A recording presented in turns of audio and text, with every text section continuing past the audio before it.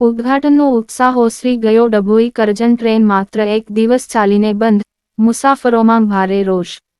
Railway પ્રશાસન અને સ્થાનિક નેતાઓ દ્વારા જે ટ્રેનનું મોટા ઉપાડે લીલી ઝંડી આપી લોકાર્પણ કરવામાં આવ્યું હતું, તે ડભોઈ કરજણ ટ્રેન માત્ર 24 કલાકમાં જ પાટા પરથી ઉતરી ગઈ હોય તેમ બંધ થઈ ગઈ છે. ઉદ્ઘાટન સમયે ફોટા પડાવવા માટે પડાપડી કરતા નેતાઓ હવે ગાયબ જણાતા મુસાફરોમાં નેતાઓ ગયા ક્યાં તેવો વેધક સવાલ ઉઠી રહ્યો છે.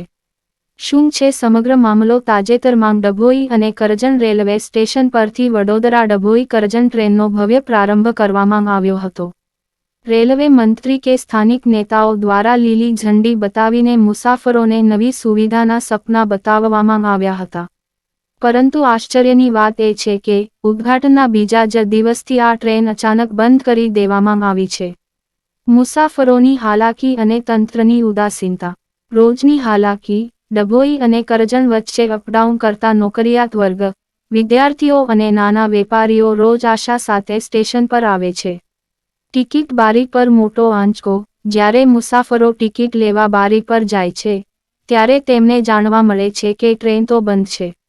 આને કારણે મુસાફરોએ મોડા ઘરે પરત ફરવું પડે છે અથવા મોંઘી ખાનગી ગાડીઓનો સહારો લેવો પડે છે. કાગળ પરની સુવિધા. લોકોમાં એવી ચર્ચા છે કે શું આ ટ્રેન માત્ર કાગળ પર જ ચલાવવાની હતી? જો માત્ર એક જ દિવસ ચલાવવી હતી તો આટલા મોટા આયોજન અને ઉદ્ઘાટનનો શું અર્થ? જનતાના વેધક સવાલો. ઉદ્ઘાટન વખતે તો નેતાઓની ભીડ જામી હતી, પણ આજે જ્યારે જનતા હેરાન થાય છે ત્યારે કોઈ જવાબ આપવા તૈયાર નથી.